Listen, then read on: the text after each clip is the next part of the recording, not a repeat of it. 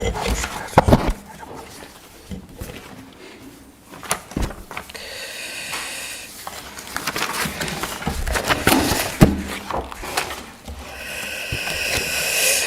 pois estamos todos, moi bons días a todos e a todas e moitas gracias unha vez máis, un lunes máis. Estamos para dar conta dos acordos adoptados na Xunta de Goberno e, como sempre, para darlles conta a todos vostedes tamén de ou respostar a todas aquelas preguntas que nos queiran plantexar ao inicio da semana, dunha semana, como sempre, intensa, que comenzamos facendo o que temos que facer, e non é outra cousa que seguir gobernando esta Deputación, seguir tomando acordos que beneficien a provincia en todos os seus ámbitos, concretamente, neste caso, fundamentalmente, os concellos e tamén as familias a través de actividades deportivas e de conciliación de cara ao verán, e iso foi o que fixemos hoxe fundamentalmente nesta Xunta de Goberno. Unha Xunta que deu conta ou aprobou 12 asuntos que nos que mobilizamos prácticamente 300.000 euros, é dicir, semana a semana seguimos movendo a provincia, seguimos adoptando acordos que neste caso, como indicaba, tiveron como beneficiarios fundamentais os concellos, 11 axudas, e despois tamén a este programa de deportes da Diputación, estas escolas deportivas da Diputación que levan o deporte a moitísimos nenos e nenas, en definitiva permiten que no verán pois as familias poden conciliar de xeito mellor. Bueno, no ámbito dos concellos, os asuntos ou os obxectivos fundamentalmente que destinamos foi, ou que foron destinados, foi, neste caso, a rehabilitación e eficiencia enerxética. En Carballeda de Avia, neste caso, que recibiu case 96.000 euros, un exemplo de apoio a varios programas que desenvolve o Concello, como a cubrición do centro de saúde, realizar o tellado do Concello ou impulsar un sistema de autoconsumo colectivo vinculado a unha comunidade enerxética local importante, todo o que son as novas enerxías, todo o que son as enerxías renovables, mellor dito, e todo o que supón loita contra o cambio climático e aforro para os concellos e os consumidores. Por lo tanto, o que buscamos son servicios públicos dignos, o que buscamos é conservación do patrimonio municipal e tamén unha transición enerxética, sin dúbida, no rural. Tamén o Concello da Merca recibiu unha chega importante de 60.000 euros para a eficiencia enerxética en varios núcleos, bueno, pois consolidando esta liña estratégica de apoio ás enerxías renovables e eficiencia enerxética e loita contra o cambio climático. E logo, como sempre, a mellora de camiños e de espacios públicos foi un apartado importante o que se destinaron fondos para os concellos de Bande, para os concellos de Muiños, para o concello de Padrenda, de Viana do Bolo e de Vilar de Bos, actuacións que van entre os 20.000 e os case 50.000 euros en todos eles. En definitiva, que queremos con esta mellora, neste caso de mellora de accesos, de pavimentacións, de parques infantís ou integración paisaxística? Pois, bueno, o que queremos é fixar poboación, garantir, por suposto, a seguridade vial e mellorar a calidade de vida. O noso compromiso co rural concrétase día a día a través de investimentos que atenden as principales necesidades dos concellos, e iso é o que facemos unha vez máis. E por último, no ámbito deportivo de conciliación, aprobamos os precios públicos das escolas de verán deportivas do 26, unhas escolas que se desenvolverán entre o 6 e o 31 de xullo no Paco Paz, no Pazo dos Deportes Paco Paz, terán ata un máximo de 320 participantes e mantemos a cuota do ano pasado, que son 30 euros por semana na modalidade básica. Ademais, contará cunha bonificación de prácticamente o 40% sobre o custo real do servicio, é dicir, que o servicio este debería determinar un precio máis alto, pero apostamos por esta conciliación e por este fomento do deporte e, por lo tanto, investimos reducindo a cuota que deben pagar as familias. Mantemos o que decíamos, este prezo como ferramenta para loitar por a igualdade, conciliación e formación de valores, xa que axudamos as familias durante o verán a que concilien e a que se fomente o deporte infantil. En resumo, estamos unha semana máis facendo o que sabemos facer, que é gobernar cun orzamento en execución, cun traballo continuo, e cada semana damos conta de acordos que benefician, insisto, a toda a provincia, en este caso, particularmente os concellos que son o ADN desta deputación, este apoio, xa que son aquelas administracións máis próximas ao cidadano, que resolvemos os diferentes problemas que teñen os concellos, que aproveitamos as oportunidades que nos dan tamén os concellos, e aí estamos. Pretendemos, e remato xa, como sempre, ser unha administración que non sea un problema para os ciudadanos, unha administración que sexa útil, unha administración donde a palabra cooperación sexa a palabra clave da súa acción de goberno, e unha administración que cohesione territorial e socialmente a esta provincia. As recetas non poden ser outras máis que planificar, dialogar cos concellos, dialogar con todas as entidades desta provincia para construir sempre unha provincia no que aspiramos a que sexa máis moderna, máis sostible, vimos varios casos de eficiencia enerxética, e con máis oportunidades. Sin máis, pois remato esta exposición. Toda a información pormenorizada dos acordos xa se lles pasa desde o Servicio de Comunicación, e, como sempre, que para esa segunda parte desta comparecencia pois quedo a súa disposición para respostar as preguntas que teñan a ben formularme, sexan referidas aos acordos da Xunta de Goberno, o funcionamento da Diputación ou calquera outra que vostedes estimen. Moitas gracias. Vamos alá. Está todo claro ou teñen algunha pregunta? Con respecto á modificación de crédito. Perdón. Sí. Con respecto á modificación de crédito que habitualmente a Deputación presenta, se hai algún avance, se hai esa data de a que pleno irá e tal. Sí, bueno, efectivamente estamos ultimando, porque, bueno, estamos justamente no momento no que nos están, cuestión de 2-3 días, que nos den a cifra definitiva do peche da liquidación, non? E iso é o que determina, evidentemente, as posibilidades da modificación de crédito. Bueno, como sempre, barexamos como data límite da modificación para que se poida desenvolver durante todo o ano o mes de abril, que vai ir, pero incluso, ao mellor, este ano facemos, se temos a ocasión, unha modificación, ou unha parte desa modificación, incluso a podíamos levar no último pleno de marzo para aquelas necesidades da casa, necesidades obxectivas que xa non teñen nada que falarse, que son obxectivas e que simplemente cousas que quedaron pendientes en orzamentos e demais, barexamos a posibilidade de levar incluso un avance desa modificación bastante arreglado para o mes de marzo, pero en todo caso sería abril.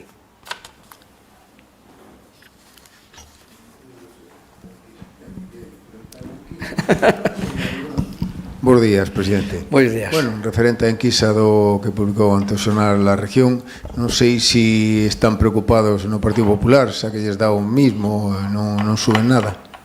Hombre, como? Que se están, que máis ou menos quedan igual que como estaba.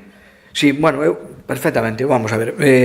Primeiro, a enquisa do partido, a enquisa que se publicou onte, efectivamente, pois é unha enquisa que nos debe facer, obviamente, reflexionar e que nos debe ocupar a todos no seu análisis, porque nós tamén temos datos internos e máis ou menos van na mesma liña, é dicir, as enquisas moitas veces non son unha foto exacta, porque é difícil, xa sabemos que é difícil eso, pero, bueno, desde logo dan un estado claro, e un estado ou unha tendencia. Eu de aquí quería resaltar varias cousas, e agradezco que me fagan esa pregunta para facelas, poder incluso debatilas, non? O primeiro que quería resaltar é que nos entendemos, e así o pensamos, inda que haxa voces que a veces nos ataquen e nos digan que non, que ese efecto Jácome, que ese arrase electoral que pronostican algús, non existe. Témolo claro, nós témolo claro desde hai tempo, témolo claro, e a pesar de que se nos critique, de que sigamos nós, logo tamén volvo se queren reiterar por qué, de que sigamos nós apoiando, nós o que non facemos é atrancar a ciudad, non participar nin de ningún goberno, nin de ningún obxectivos electorais ou de goberno dil. Por tanto, ese arrase electoral non existe para tanto, incluso un esgotamento, incluso se dá a posibilidade dunha baixada, que eu creo bastante razonable. Pero eu quedaríame con outra cuestión, e é o rechazo mayoritario que se recolle, máis alá dos datos que podemos discutir se ten un concelleiro máis, un concelleiro menos, ou nós un máis ou un menos, vale, pero máis alá deso hai cousas que son desde logo importantes, non? O importante é que o 72% dos ourensáns suspenden a súa xestión. Estamos falando de case de 3/4 partes, vale, 3 de cada 4. Eu creo que iso é un dato obxectivo e que se debe ter en conta máis alá, insisto, da proxección electoral da enquisa.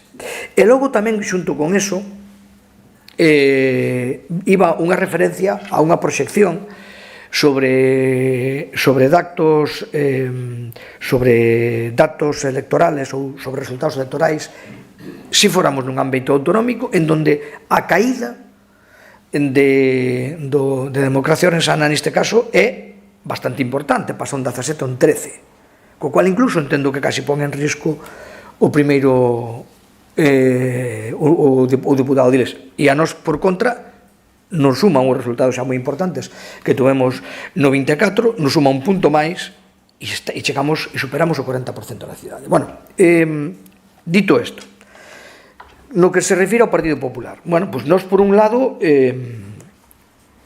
hai un elemento que tamén queremos destacar, que a pesar desta situación de provisionalidade orgánica, a pesar de todos os cambios que houve no grupo, motivados fundamentalmente por o abandono do cabeza de lista e, por lo tanto, unha sensación de orfandad que lle queda un pouco ao grupo cando o cabeza de lista aos poucos días dimite e nos quedamos sin un referente claro.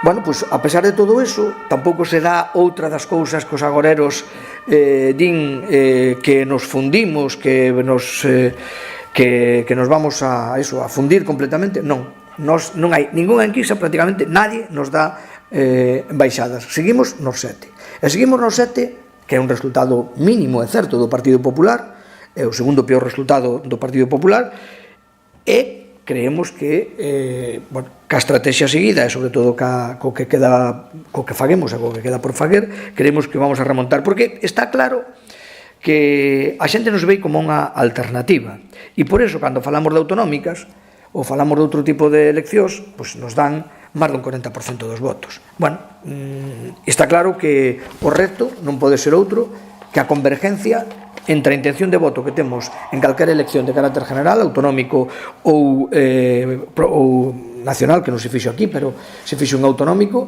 e, por tanto, hai uns 15 a 16 puntos de diferencia entre o resultado dunhas autonómicas e a intención de voto nas locais. Está claro que o noso reto é ese. O noso reto é, evidentemente, conectar con ese máis de 20% que se encontra desencantado da política, conectar con xente que nos votou a nós e que, a pesar de que mantemos os resultados, pois parece que duda en votarnos, en definitiva, fidelizar a nosa xente e ser capaz de captar ese desencanto. Eso só se fai, evidentemente, desde logo, cunha gran candidatura, desde logo tendo en contra que Ourense é o centro. Non estamos aquí para resolver problemas, non estamos aquí para crear máis problemas, nin obstaculizar nada, nin facer que a cidade que se ve que se considera para moitísima xente, para máis dun 60% da xente considera que Ourense un histórico supera o 60%, que considera que a cidade está peor ou está mal xestionada ou está peor ou está directamente estancada. Evidentemente, iso tamén é outro dato moi importante. É outro dato moi importante porque aí o que temos que facernos dentro do partido é, insisto, ser a única alternativa, evidentemente, neste caso, ao goberno de Jácome. Creo que hai dos modelos perfectamente claro. Un modelo que podes ver ser representado nesta Deputación ou na Xunta de Galicia, en donde gobernamos diariamente, damos contas diariamente do noso goberno, e un goberno que non atende, como é o do Concello, que non atende as necesidades dos cidadáns, que é rechazado maioritariamente polos cidadáns, e, por lo tanto, creo que iso está claro, que a única alternativa somos nós, porque, obviamente, remato con isto, o PSOE, pois, evidentemente, está en caída libre, como parece, tampouco fai falta, creo que facer moitas encuestas para darnos conta desto. Evidentemente deixou de ser alternativa, pasaría a ser xa a cuarta forza, e lóxicamente co peor resultado prácticamente do ano 79, non? Que lle auguran as encuestas, que o peor resultado desde o ano 79. Por tanto, todo o que sube o Bloque en boa medida é o que recolle da caída do PSOE, e nós temos que ser quen somos, e o Bloque non pode ser alternativa a esta cidade.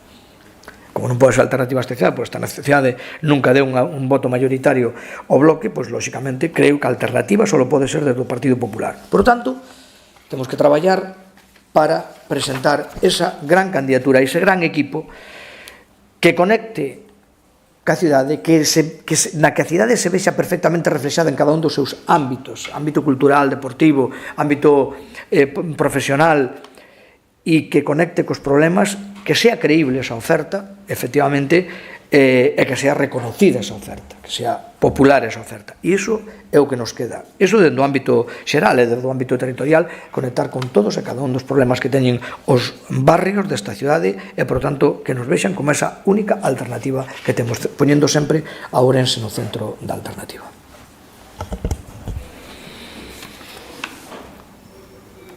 Sí.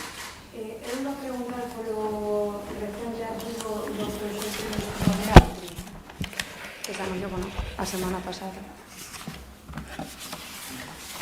Sí, vamos a ver.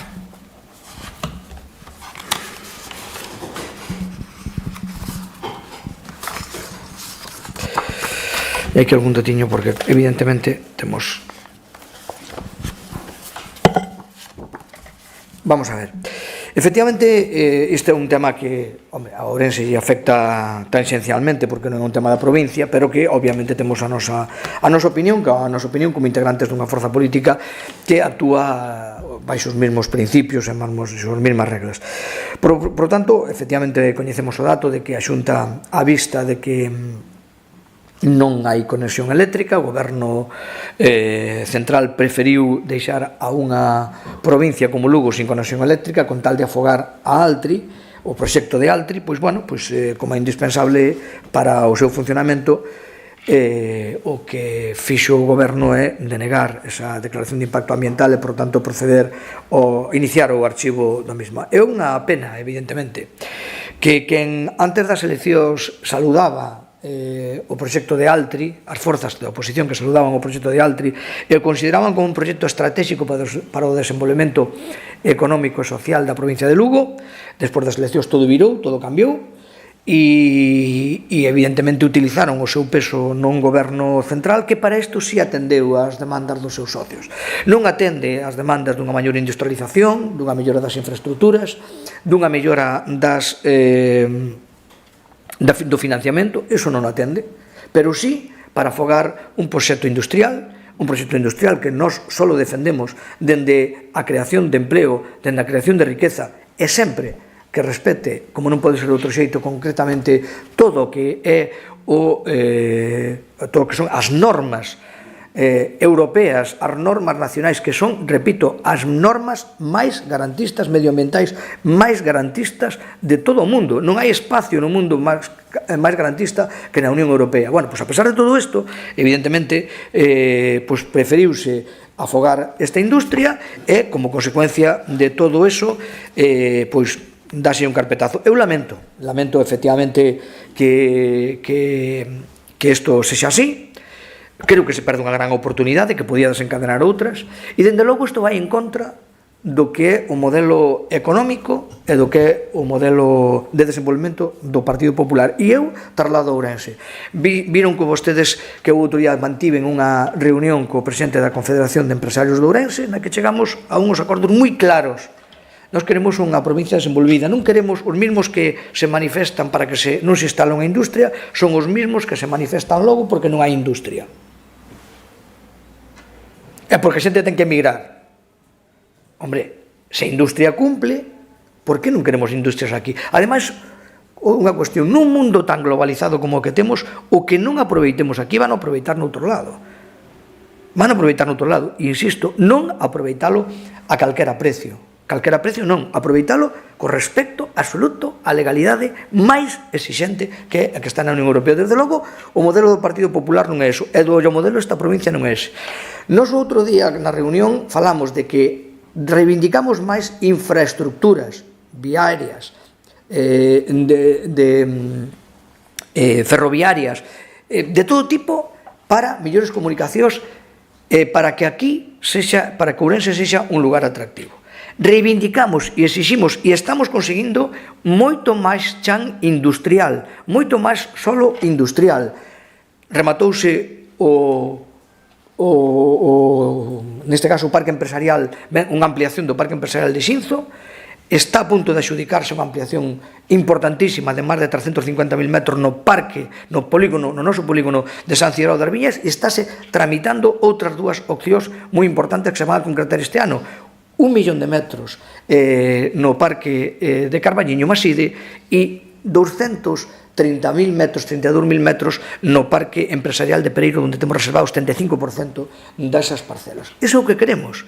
Iso é captar investimentos. Nós o que queremos é que haxa industria, que haxa empleo industrial, porque é de calidade e é un emprego que permite desenvolver a provincia, que desenvolver a sociedade. Iso é o que queremos. Iso sí, respetando, por suposto, toda a normativa vixente de todo tipo, fundamentalmente a normativa medioambiental. Témolo claro, pero industria, sí, totalmente. Non caigamos de que eu quero industria, quero novas enerxías renovables e opóñome a canto proxecto haxa de enerxías renovables, porque sempre hai un pero que poñerlle. Eu quero industria, pero cando se concreta unha industria, busco non sei que excusa e loito contra a industria. Non me gusta a industria, non me gustan as enerxías renovables, non me gustan as minas, non me gusta nada. E despois reclamo emprego, e reclamo riqueza. Non, no Partido Popular témolo claro. Queremos industria, queremos riqueza, temos talento aquí nesta nosa terra e non queremos ir a manifestacións nas que digamos que non temos emprego e traballo. E, por suposto, queremos preservar o noso medio ambiente porque non o defende nadie máis que a nós. Estas alturas a nadie lle cola xa de que imos facer autorizacións que arrasen con todos. Sería imposible porque os informes técnicos non o permitirían e nadie se vai a arriesgar a prevaricar en contra de informes técnicos por un proxecto industrial que non nos cumpla. Quería preguntar o tema da Plaza Bastos, que é sempre o mesmo. A día de hoxe vai haber futuro na Plaza de Bastos, que vai pasar? Que moitas reunións, pero ao final é que non se concreta nada, ni sabe nada adiante. Sí, bueno, eu entendo perfectamente a pregunta e vou comentolle. Reunións hainas, pero o que hai é solamente propostas dunha parte, Vidal. Solamente hai propostas dunha parte, é dicir, nós queremos que a Plaza de Bastos se termine, que os placeiros, que é o que queren iles, salgan da Alameda e se marchen para a súa ubicación real, que é a Plaza de Bastos, pero fagan con garantías. Hoxe todo o mundo sabe que na Plaza de Bastos non se poden instalar os postos. Todo o mundo sabe, está en cemento, non hai servicios, non hai as mínimos infraestructuras para que se pode instalar ningún posto na Plaza de Bastos. Logo, son necesarias obras. Non podes dicir hoxe a alternativa, hoxe esa demagoxia de plantear fora da Plaza de Bastos, ou sea, fora da Alameda e para a Plaza de Bastos. É onde se poñen na Plaza de Bastos. Entonces, fan falta obras. Se fan falta obras, nós, o Concello dixo que non ningunha obra, co cual é imposible que se poden instalar por si solos e les ali a cometer eso. E foi cando entramos as administracións do Partido Popular, a Xunta de Galicia e o Concello e a Diputación. Fíxense que outro día fixemos un convenio, un protocolo que vai a derivar nun convenio, non solamente para certificar o apoio á Plaza de Bastos de Ourense, senón para ratificar o apoio que estamos facendo, a inversión que estamos facendo en Xinzo e as futuras que veñen en Carballiño, Ribadavia e probablemente no Barco, que é onde hai Plazas de Bastos. E tamén, se se apuntan ou necesitan tamén Celanova. En principio, todas que hai aí. Ben, é unha aposta estratégica. Fíxense, a diferencia é que aí vamos con financiación autonómica, con financiación provincial e con financiación local. Aquí non vai ninguna financiación local, xa que a financiación local súplena os placeiros. E aí non se quere. Eu digo sempre o mismo.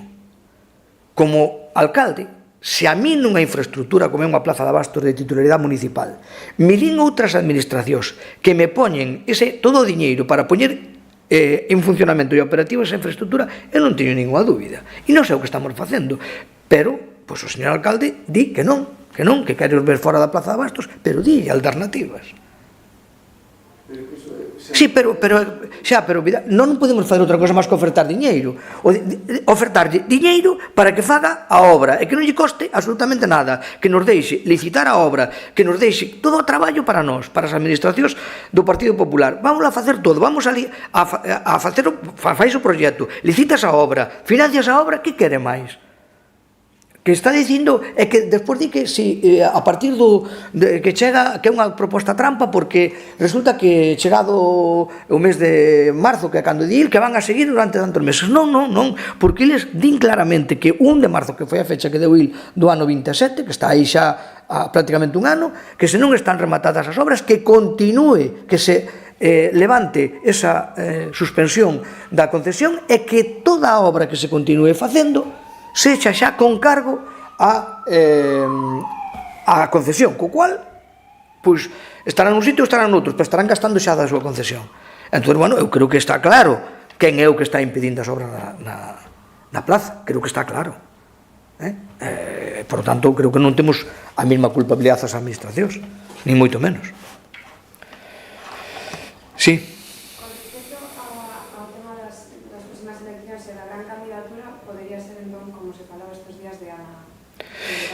Vamos a ver, Ana Vázquez é unha militante do Partido Popular, con moita historia no Partido Popular, e é unha militante que sectores do Partido Popular e moitísimas persoas de a pé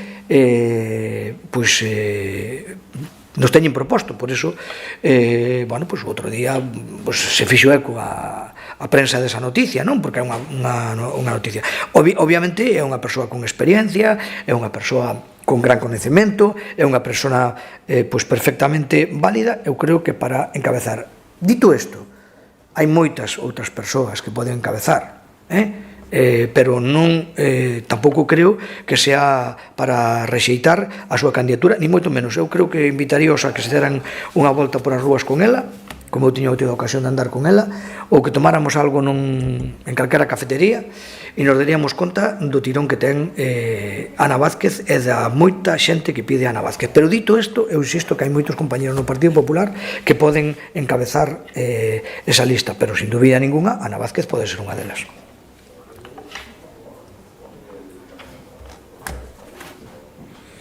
Algo cosa máis? Non? Si, eu tamén podo ser eu tamén. Sí. Bueno, pois tamén pode ser eu. Moi ben. Moitísimas gracias.